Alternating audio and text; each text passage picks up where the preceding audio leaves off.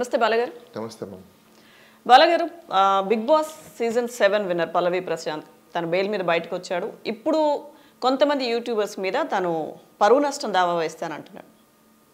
Already కేసులో ఉండి తను బెయిల్ మీద బయటకు వచ్చి ఇప్పుడు మళ్ళీ కొంతమంది మీద పరువు నష్టం దావా వేస్తానని. ఏంటి సార్ ఇది? అంటే పరువు నష్ట దావా వేయడంలో ఎవరైనా వేయచ్చు, అది ఏ దానికైనా వేయచ్చు. ఆయన మనోభావాలు దెబ్బతిన్నాయి, నా పరువు నష్టం అయిపోయింది కాబట్టి దానివల్ల నాకు డ్యామేజ్ జరిగింది, నాకు వేరే మానిటరీ బెనిఫిట్ రాకుండా పోయింది, సో కాబట్టి అతని వల్లే జరిగింది అని చెప్పేసి అని దీన్నే లా ఆఫ్ టాట్స్ అంటారు. అంటే లైబిలిటీ ఏదైతే ఒకరి వల్ల జరిగిన నష్టం ఏదైతే ఉంటుందో దాన్నే ఆ టాట్స్ని, ఆ లైబిలిటీని ఇంకొక వ్యక్తి ద్వారా జరిగే ప్రతిదాన్ని కూడా డ్యామేజెస్ క్లెయిమ్ చేసుకొని తీసుకోవచ్చు మనకు. ఎందుకు ఈ టాట్స్ అనేది వస్తుందంటే బేసికల్గా ఒకరి వల్ల జరిగిన నష్టం మన వల్ల జరిగిన నష్టం కాదు, మనకు ఒకరి వల్ల జరిగిన యాక్ట్ వల్ల మనకు జరిగింది నష్టం కాబట్టి ఆ నష్టాన్ని కూడా అతనే పూడ్చాల్సి ఉంటుంది. కాబట్టి పల్లవి ప్రశాంత్కి మరి ఏం నష్టం జరిగింది అనేది కూడా చెప్పాల్సి ఉంటుంది అతను. ఇప్పుడు యూట్యూబర్ల మీద పరువు నష్టం వేస్తున్నారు, ఓకే, సే అజ్యూమ్ ఏ మూమెంట్. యూట్యూబర్ల మీద ఏమని పరువు నష్ట దావా వేస్తాడు, ఎంత వేస్తాడు? 1 కోటి రూపాయల, 2 కోట్ల, 100 కోట్ల, ఓ బ్యారేజ్ అనేది ఉంటుంది. నీకు ఎంత నష్టం జరిగింది, క్వాంటమ్ ఆఫ్ లాస్ ఏంటి, క్వాంటమ్ ఆఫ్ ఇంజరీ ఏంటి, ఆ ఇంజరీ అసలు లీగల్ ఇంజరీనా, నిజంగా అంత లాస్ జరిగిందా, నిజంగా ఇతనికి అంత ఇన్కమ్ ఉన్నిందా, నిజంగా అంత ఫేమ్ వచ్చిండేదా అంటే ఇక్కడ అజంప్షన్ పర్సంప్షన్స్ మీద వేసుకునేది లాస్ అవ్వదు, అది నిలవదు. ఎందుకంటే వచ్చేదేమో జరిగేదేమో అన్నది ఇట్ ఈస్ హైపోథెటికల్. అంటే విషయం ఏంటంటే ఇక్కడ ఇంటర్వ్యూకి పిలిచి వాళ్ళని కొన్ని పదాలు వాడి ఇంటర్వ్యూ ఇవ్వకుండా వాళ్ళని అవమానించి పంపించారని యూట్యూబర్స్ చెప్తున్నమాట. ఇంటర్వ్యూకి పిలిచి తనున్న ప్లేస్కి, ఆ విలేజ్కి వెళ్ళడం కానీ, బట్ అంతసేపు వెయిట్ చేయించి ఇవ్వలేదు. ఆ వచ్చిన తర్వాత కొంతమంది ఇన్స్టాలో అట్లా కొన్ని రకాలుగా రాయడం జరిగింది. సో దాని మీద ఇతను సీరియస్ అయ్యి వాళ్ళ మీద పరువు నష్టం దావా వేస్తాను అంటున్నారు. ఇద్దరు వాదన ఇలా ఉంది. సరే, ఇప్పుడు ఒక విషయం అన్నాం. ఇప్పుడు వీళ్ళు బిగ్ బాస్ షోకి వెళ్ళారు. బిగ్ బాస్ షోలో ఈయన ఒక కంటెస్టెంట్. ఆ బిగ్ బాస్ షోలో ఇతన్ని చూసి, ఇతను చేసే ప్రతి ఒక్క యాక్ట్ని చూసి బయట ప్రజలు ఇలా ఉండాలి, ఇలా చెయ్యాలి అనే విధంగా ఊహించుకొని దానివల్ల జనాలకు డ్యామేజ్ జరిగింది అనుకోండి, అప్పుడు వీళ్ళ మీద కూడా పరువు నష్టం వేయాలిగా. బిగ్ బాస్ షో మీద వేయాలి, బిగ్ బాస్ షోలో కంటెస్టెంట్ల మీద వేయాలి. బికాజ్ వాళ్ళు చేయడం బట్టే కదా వేరే వాళ్ళకి లాస్ వచ్చి ఉంటుంది. అంటే ఇప్పుడు ఆయన విధంగానే చూసుకుంటే సోషల్ మీడియాలో ఏవో రాశారు నాకు పరువు నష్టం జరిగిందని చెప్పేసి అనుకున్నప్పుడు ఇదే సొసైటీలో ఈయన చేయడం వల్ల కూడా వేరే వాళ్ళకి ఎవరికో నష్టం జరిగి ఉంటుంది కదా. ఇదే యూట్యూబర్స్ నేను బిగ్ బాస్ హౌస్ లోకి వెళ్లే ముందు సపోర్ట్ కావాలని పిలిచి మరి అడిగిన సందర్భాలు ఉన్నాయి కదా. మరి అలాంటప్పుడు ఈ సోషల్ మీడియా వాళ్ళు కూడా ఆయన మీద పరువు నష్టం దావా వేస్తారు కదా. లోపలికి వెళ్ళిన తర్వాత వీళ్ళు బిఫోర్ లోపలికి వెళ్ళక ముందు మేము ప్రమోట్ చేస్తే ఈ యూట్యూబ్ ఛానల్ హైప్ అవుతాయని అనుకుండొచ్చు, తర్వాత బయటకు వచ్చిన తర్వాత ఇంటర్వ్యూ ఇస్తా అని చెప్పి కమిట్ అయ్యిండొచ్చు, వచ్చిన తర్వాత ఇంటర్వ్యూలు ఇవ్వకపోవడం వల్ల వీళ్ళు లాస్ అయ్యిండొచ్చు, అప్పుడు వీళ్ళు కూడా వేస్తారు కదా, యూట్యూబర్లు కూడా వేస్తారు కదా. నువ్వు బయటకు వచ్చాక మాకు ఇంటర్వ్యూ ఇస్తావు అని చెప్పావు, అంతకుముందు మేము మీకు ప్రమోట్ చేసాము, నువ్వు మమ్మల్ని చీట్ చేసావు, మోసం చేసావు, నీ వల్ల మేము నష్టపోయాము అని చెప్పి వీళ్ళు కూడా వేస్తారు. సో ఇక్కడ ఏంటంటే ఒకటి సోషల్ ప్రొఫైలింగ్ అనేది ఒకటి ఉంటుంది. సోషల్ ప్రొఫైలింగ్ మీద లేదంటే మీకు డొమెస్టిక్ ప్రొఫైలింగ్ మీద డిఫమేషన్ అనేది ఎప్పుడు వర్కౌట్ అవ్వదు. ఎందుకు వర్కౌట్ అవ్వదంటే మీకు డొమెస్టిక్ లైఫ్లో ఫాదరు కిడ్స్కి చాక్లెట్ తీసుకొస్తానా అని చెప్తాడు. కిట్ క్యాట్ చాక్లెట్ లేదనుకోండి, ఏదో ఎక్స్ అనే చాక్లెట్ తీసుకొచ్చారనుకోండి, అయితే ఆయన మోసం చేసినట్ట. It's a promise, yes agree. But ఈ చాక్లెట్ తీసుకొస్తా అని చెప్పేసి అని ఆ పిల్లోడు వాళ్ళ ఫ్రెండ్కి చెప్పింటాడు, మా నాన్న ఖచ్చితంగా నాకు ఇదే చాక్లెట్ తీసుకొస్తాడు చూడు అని చెప్పేసి అని. ఇప్పుడు అక్కడ వాళ్ళ నాన్న చాక్లెట్ తీసుకెళ్ళలేదు కాబట్టి ఆ అబ్బాయి పరువు వాళ్ళ ఫ్రెండ్ దగ్గర పోయింది కాబట్టి మా నాన్న చాక్లెట్ తీసుకురాలేదని చెప్పేసి అని మా ఫ్రెండ్ దగ్గర నా పరువు పోయిందని పరువు నష్టం దావా వేయడానికి ఉందా? ఎందుకు లేదు అంటే because it is a domestic life. Domestic life promises cannot be treat as an enforce by law. And as well as domestic లైఫ్లో ఉన్నవి ఏవి కూడా ఇండైరెక్ట్ డ్యామేజెస్ జరిగినవి కూడా మీరు డ్యామేజెస్ క్లెయిమ్ చేయడానికి లేవు, అంటే పరువు నష్టం లాంటివి. సోషల్ లైఫ్ కూడా సేమ్ అంతే. నువ్వు సోషల్ ప్రొఫైలింగ్లోకి వచ్చిన తర్వాత కొన్ని లిమిటేషన్స్ ఉంటాయి. ఆ లిమిటేషన్స్ని బియాండ్ వెళ్ళకూడదు. అంటే కొన్ని పార్లమెంటరీ లాంగ్వేజ్ వాడడం, అబ్యూస్ చేయకపోవడం, ఇట్లాంటివి కొన్ని ఉంటాయి. అంటే రూల్ ఆఫ్ లాకి తగ్గట్టుగా, పీస్ అండ్ ట్రంక్వాలిటీకి తగ్గట్టుగా, అండ్ వాళ్ళ యొక్క వ్యూస్ ఆఫ్ ఎక్స్ప్రెషన్స్ని కానీ ఫ్రీడమ్ ఆఫ్ స్పీచ్ని కానీ లేకపోతే వాళ్ళ డైరెక్ట్ డ్యామేజెస్ని కానీ చేయకుండా ఉన్న వాటికి అంతవరకు ఉంటుంది. అంతేకాని ప్రతి దానికి సోషలింగ్లో నేను వచ్చేసాను, నాకు డ్యామేజ్ జరిగిపోయింది, నేను డ్యామేజ్ చేసి ఇది చేశాను. చిన్న ఎగ్జాంపుల్ చెప్తాను మీకు. ఎవరో ఒక ఆర్టిస్ట్ సోషల్ మీడియాలో ఏదో ఒక పోస్ట్ చేసింది అనుకోండి.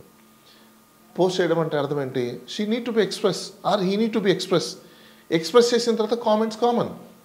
If you're ready to take that comments, legitimate comments ఉంటే ఓకే. అంటే మరీ బియాండ్ ఎలిజిబిలిటీ కామెంట్స్ ఉన్నాయనుకోండి, you can take an action. అంతే కదా, వాళ్ళు కామెంట్ చేశారు కాబట్టి నా మనోభావాలు దెబ్బతినిపోయాయి, నేను అలా ఫీల్ అయిపోయానంటే that's your psychology defect. Then don't post it.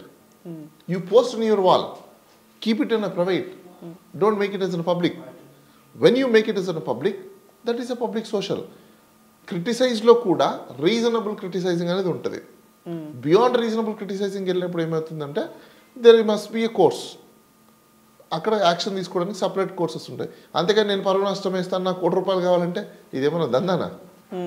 So ఇలాంటి ఒక పెద్ద ఏంటంటే యూట్యూబ్లో వీటిల్లో వాటిలో చూసి సర్వసాధారణంగా ప్రతి ఒక్కరు అంటూ ఉంటారు, మేము పరువు నష్టం వేస్తాం, ఇది వేస్తాం, అది వేస్తాం అని చెప్పేసి. That's common thing. జరిగే పని కాదంటారు.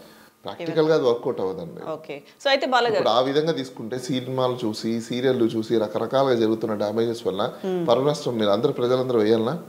మళ్ళీ వాళ్ళు పే చేసి కదా చూస్తారు. సో ఆ లెక్కన తీసుకుంటే సినిమా ప్రొడ్యూసర్లు లేకపోతే స్టూడియో వాళ్ళు ఈ టైంకి వాళ్ళ ఆస్తులు అమ్ముకొని దివాలా తీసి వెళ్ళిపోయి ఉంటారు. Okay. So Bigg Boss season 7 అంతకుముందు 6 సీజన్స్ మనం చూసాము. ఫైనల్ విన్నర్ ఒకళ్ళు ఉంటారు. బట్ చిన్న చిన్న ఓటింగ్ విషయంలో లేకపోతే ఆ లోపల ఇచ్చే టాస్క్లో చిన్న చిన్న మనస్పర్ధలు, అదంతా గేమ్, పార్ట్ ఆఫ్ గేమ్ కాబట్టి అది ఓకే. బయటకు వచ్చిన తర్వాత ఇన్ని సీజన్స్లో లేనిది ఎందుకంటారు ఇంత వివాదాస్పదం అవడం, ప్రతిదీ చర్చనీయాంశం అవడం, కేసుల వరకు వెళ్ళడం? ఇదంతా షోనే ఒక పెద్ద ఫేక్ అండి. ఓటింగ్ వేస్తున్నారు, చేస్తున్నారు, ఇంకోటి అంతా హంబక్. అది దట్స్ ఫ్యాక్ట్. అన్ని ఫ్యాక్చువల్ సిచ్యువేషన్స్ ఏమి ఉండవు. కాకపోతే అందరికీ తెలిసిందే, ఈవెన్ మాకు కూడా తెలిసిందే. బయట అక్కడ వర్క్ చేసే వాళ్ళు కానీ లోపల టీమ్స్ అందరూ ఉంటారు కదా, ఎవరు బయట మరీ ఫారెన్ కంట్రీ నుంచి వచ్చిన వాళ్ళు కాదు కదా, అందరు విత్ ఇన్ ద రేడియస్లో బతికే వాళ్ళే కదా, ఇదే సొసైటీలో ఉన్న వాళ్ళే కదా. లోపల వాళ్ళు ఏమనుకుంటున్నారు అనేది బయటికి స్ప్రెడ్ అవ్వదా? అది బిఫోర్ దాటే కన్క్లూజన్ అయింది వాళ్ళకి. ఈసారి రైతుకి బిడ్డకి ఇవ్వాలని డిసిషన్ తీసుకున్నారు అని చెప్పేసి అని అది బయటికి ఎప్పుడో స్ప్రెడ్ అయింది. ఆ విధంగా అనుకుంటే నేను కూడా బయట విన్నాను చాలా చోట్ల, ఇది డిక్లేర్ చేయకముందే ఓకే రైతు బిడ్డకి ఈసారి డిక్లేర్ చేస్తారని. వాళ్ళు విన్ చేశారు అంతే, అంతకు మించి ఏం లేదు అక్కడ. ఇదే పెద్ద జెన్యూన్గా ఓట్లు వేస్తారు. అలాంటప్పుడు మీరు ఓపెన్గా పెట్టి ఉండాలి, ఓపెన్గా మీకు రిజల్ట్ బోర్డు పెట్టి ఉండాలి, ఎవరు ఎన్ని ఓట్లు వేస్తున్నారో పెట్టి ఉండాలి. అవన్నీ ఓపెన్గా పెట్టింటే అది బాగుండేది మీకు. ఇప్పుడు వాళ్ళు ఎంక్వైరీ చేస్తే మొత్తం మీరు బయటికి తీస్తారా డేటా? సో ఇప్పుడు ఇదంతా ఫ్యాన్స్ అంత పర్సనల్గా ఎందుకు తీసుకుంటున్నారంటారు? అంటే ఇది తెలియదు అంటారా? Psychological disorder factor. Okay. So basically that's a creation of social unrest, psychological disorders ఇవన్నీ. సొసైటీలో ఒక సైకియాట్రిక్ డిసీజ్ని ఇంజెక్ట్ చేయడం అనమాట ఇది. దీనివల్ల డ్యామేజ్ జరుగుతుంది సొసైటీకి, చాలా డ్యామేజ్ జరుగుతుంది.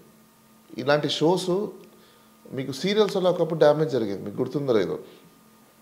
సీరియల్స్ చూసి వైఫ్లు మొగుళ్ళ మీద అదే యాక్టింగ్ చేయడం, అత్తలు కోడల మీద యాక్టింగ్ చేయడం, కోడలు అత్తల మీద యాక్టింగ్ చేయడం, వాళ్ళ జీవితాలు కూడా డ్యామేజ్ అయిపోయినాయి. సో ఇది మీకు ఎప్పుడైనా కూడా ఆటోగ్రఫీ అనేది ఏంటి అంటే ఒక సొసైటీలో మంచి విషయాలని, సొసైటీకి ఉపయోగపడే విషయాలని దాన్ని ఆటోగ్రఫీలో చూపించడం. It's not for the bad and vulgarity. కానీ మన దగ్గర ఏమైపోయింది, మంచి విషయాలు అనేది పక్కకి వెళ్ళిపోయాయి. అసలు అవి లేనే లేవు, సెన్సే లేదు, కంటెంటే లేదు. ఒకప్పుడు వీధి కథలు వేసేవాళ్ళు. ఏంటి వీధి కథలు? సొసైటీకి సంబంధించినవో, జీవితాలకు సంబంధించినవో, లేకపోతే లైఫ్ డెవలప్మెంట్కి సంబంధించినవో వేసేవాళ్ళు. దాన్ని ఆటోగ్రఫీలో తీసుకొచ్చాం, టెక్నాలజీ మార్చాం. కానీ ఇప్పుడు అసలు సెగ్మెంటే పోయింది కదా, ఎక్కడుంది ఆ సెగ్మెంట్ ఇప్పుడు? సో సొసైటీకిలో మనము కొన్ని రెస్పాన్సిబిలిటీస్లో హై రెస్పాన్సిబిలిటీ మెయింటైన్ చేయాల్సింది ఎవరు అంటే మెయిన్ మీడియా అండ్ సినిమాటోగ్రఫీ. కానీ ఈరోజు మీడియా కానీ సినిమాటోగ్రఫీ కానీ ఈ రెండు కంప్లీట్గా అసలు బేసిక్ ఫండమెంటల్స్ మర్చిపోయాయి కదా. సో దేర్ఫోర్ ఇది మీకు ఒక కైండ్ ఆఫ్ సైకాట్రిక్ డిజార్డర్స్ని క్రియేట్ చేస్తుంది. అది చాలా డేంజర్ కూడా సొసైటీకి. సో ఇప్పుడు ఈ షో వల్ల మనం పల్లవి ప్రశాంత్ గురించి మాట్లాడుకుంటున్నాం కదా, షో విన్నర్ని అనౌన్స్ చేసిన తర్వాత కూడా ఒక ప్లేస్ అంటే మీరు అక్కడ నుంచి వేరే వేలో వెళ్ళాలి అని చెప్పి షో నిర్వాహకులు చెప్పారంట. తర్వాత పోలీసులు చెప్తున్న దాని ప్రకారం మేము అక్కడ ఉండొద్దని చెప్పాం, బయట క్రౌడ్ ఎక్కువ ఉంది ఉండొద్దని చెప్పాం, కానీ అతను ఉన్నాడు. దానివల్లే ఇంత గొడవ జరిగింది, ఫ్యాన్స్ ఇంత రచ్చ చేశారు అని. సో అసలు ఇటువంటి వాటిల్లో ఇప్పుడు మీరు చెప్పినట్టుగా ఇదంతా ఫేక్ అన్న అంతా స్క్రిప్ట్ ప్రకారం జరుగుతుందన్నా కానీ ఇవేవి ఆగేవి కాదు. సో నెక్స్ట్ సీజన్స్కి వాటికి ఎలాంటి జాగ్రత్తలు తీసుకోవాలంటారు? ఈ కేసులు గొడవలు ఇవేం లేకుండా ఏం చెప్తారు? ఒకటి కేసులు గొడవలు అంటే మీరు లైవ్ ప్రోగ్రామ్ ఇచ్చేసినప్పుడు అక్కడ మీరు one day before show complete అయిపోతుంది కాబట్టి వాళ్ళని అక్కడ పెట్టేదానికంటే why you want to keep them, you just keep them any hotel, then release there itself. Hotel నుంచి అయిపోయిన తర్వాత సైలెంట్గా వాళ్ళ ఇంటికి వాళ్ళు పంపించని రిలీజ్ చేసేయండి, అయిపోయింది. దానికి ఇంత హంగామా మీకు ఎందుకు? ఒకవేళ అలా రోడ్ షోలు కానీ ఏమైనా చేసుకోవాలనుకున్నప్పుడు పోలీస్ దగ్గర పర్మిషన్ తీసుకోండి. పోలీస్ వాళ్ళు పర్మిషన్ తీసుకుంటే వాళ్ళు సెక్యూరిటీని ఇస్తారు. మీరు రోడ్ షో కాకపోతే మొత్తం సిటీ మొత్తం షో చేసుకోండి, పర్మిషన్ ఇస్తే. వితౌట్ పర్మిషన్ నువ్వు చేయడం అనేది కరెక్ట్ కాదు. అండ్ బై ద వే ఇంకోటి ఏంటంటే పోలీస్ వాళ్ళు కూడా హై హ్యాండెడ్గా ఎక్కువ చూపించారు ఇక్కడ.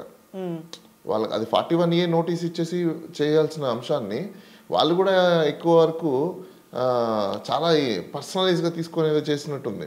డ్యామేజ్ కూడా ఎక్కువ జరిగింది కదా వాళ్ళు చెప్తున్నారు. నేను అదే అంటున్నా, ఇక్కడ action your reaction, action and reaction ఉంటుంది తప్ప రియాక్షన్ అండ్ యాక్షన్ ఎప్పుడు ఉండదు. మీరు చేసే యాక్షన్ని బట్టి రియాక్షన్ అనేది పబ్లిక్ నుంచి వస్తుంది. అండ్ ఇప్పుడు గవర్నమెంట్లో పనిచేసే ప్రతి ఒక్కరు కూడా తెలుసుకోవాల్సిందంటే ఈరోజు ప్రజలు ఎవరు మీ చెప్పే డిక్టేటర్కి వినే రోజులు లేవు, అది గమనించాలి. పోలీస్ వాళ్ళైనా, గవర్నమెంట్లో పనిచేసే రెవెన్యూ వాళ్ళైనా, బ్యూరోక్రాట్స్ అయినా ఎవరైనా ఈరోజు ప్రజలు తిరగబడుతున్నారు. దాన్ని దృష్టిలో పెట్టుకొని వాళ్ళు డ్యూటీస్ని డిశ్చార్జ్ చేయాలి తప్ప ఏ మాత్రం ప్రజల్ని రెచ్చగొట్టినా అది పబ్లిక్ డ్యామేజెస్ జరుగుతుంది. They must understand, because now the issue everything is very sensitize. అంత సెన్సిటైజ్ అవుతున్నప్పుడు you must act as a polite manner. You can't be so నీకు సెక్యూరిటీ లేనప్పుడు you call the security, you call your cops, make it arrange. It's your duty. నాకు staff లేరు కదా అని చెప్పేసి నేను ట్రాఫిక్ని ఎలా పడితే అలా వదులుతాను అనడానికి లేదు. It's a cap duty, you have to make it. That's your part of life. అది మీ లైఫ్లో ఒక పార్ట్, అది మీ జాబ్, అది మీరు అరేంజ్ చేసుకోవాలి. నాకు స్టాఫ్ లేదు అంటే ఎవడు పెట్టుకోవద్దన్నాడు? పబ్లిక్ ఏమైనా పెట్టుకోవద్దన్నా? మీకు జీతాలు ఇచ్చేది దేనికి? గవర్నమెంట్ పెట్టుకునేది ఎందుకు? పబ్లిక్ వాళ్ళ సెక్యూరిటీని ప్రొటెక్ట్ చేయడానికి మీరు ఉండేది. అంతేగాని సీఎంలకో, పిఎంలకో, లేకపోతే మినిస్టర్లకో, వీవీఐపీలకో ఇదే ఒకవేళ అక్కడ ఓ నాగార్జుననో లేకపోతే సెలబ్రిటీనో అయ్యింటే ఇదే విధంగా జరిగింది లేదా? ఇలా ట్రీట్ చేసి ఉండేవాళ్ళ? ఫస్ట్ వాళ్ళని సెక్యూరిటీ చేసి వీళ్ళు కంప్లీట్గా ప్రొటెక్షన్ ఇచ్చి పంపించేవాళ్ళు కదా. మరి ఎందుకు కామన్ మ్యాన్కి రాలేదు ఆ విధంగా తీసుకుంటే? సో వీళ్ళది కూడా ఇక్కడ తప్పు ఉంది. అంటే కామన్ మ్యాన్ అయితే ఒక రూల్ ఆఫ్ లా అప్లికేషను, అదే విఐపీలు అయితే ఇంకొక rule of application. What is this non sense? This is not good for the society. తిరుగుబాటు అనేది జరుగుతుంది. అది వీళ్ళు ఇప్పటి నుంచైనా తెలుసుకొని ఆర్టికల్ 14 ఈక్వాలిటీని మెయింటైన్ చేసి ఎవరికైనా కూడా give a due respect in equal manner. VIP అని ఒక ట్రీట్మెంట్, వివిఐపీ అని ఒక ట్రీట్మెంట్. ఏమవుతుంది బాస్? మహా అంటే నువ్వు 60 years అయిపోయిన తర్వాత నువ్వు రిటైర్డ్ అయిపోతావు. రిటైర్డ్ అయిపోయిన తర్వాత నీ సొసైటీలో నీ ఉన్నవాళ్ళు నిన్ను అన్నారా? నువ్వు ఏం చేసావయ్యా? నువ్వు జాబ్ చేసేటప్పుడు విఐపీకి ఒక ట్రీట్మెంట్ ఇచ్చావు, నార్మల్ మ్యాన్కి ఒక ట్రీట్మెంట్ ఇచ్చావు అని కామన్ మ్యాన్ అంటాడు. పోపోయా నిన్నేం చూసేది రిటైర్డ్ అయిపోయాక. వాళ్ళు మిమ్మల్ని హీనంగా చూస్తారు. అప్పుడు ఏం చేస్తావు? 60 ఏళ్ళ తర్వాత నువ్వు అప్పుడు ఫీల్ అవుతావు, అయ్యో నేను అలా చేసి ఉండకూడదే, అయ్యో నేను. అప్పుడు ఏముంటుంది? There you understand who are the seniors, you just give an a good share your good experience to the juniors. Experience ఒక మ్యాన్ అని ఎందుకు అంటారు? మీ ఎక్స్పీరియన్స్ని వాళ్ళకి షేర్ చేసి మిస్టేక్స్ని చేయకుండా చూసుకోమని చెప్పాలి. ఇక్కడ లేదే, it taking on the personalize prestigious. ఏమవుతుంది? ఇలాంటి డ్యామేజ్ జరుగుతుంది. Right, thank you so much Bala గారు.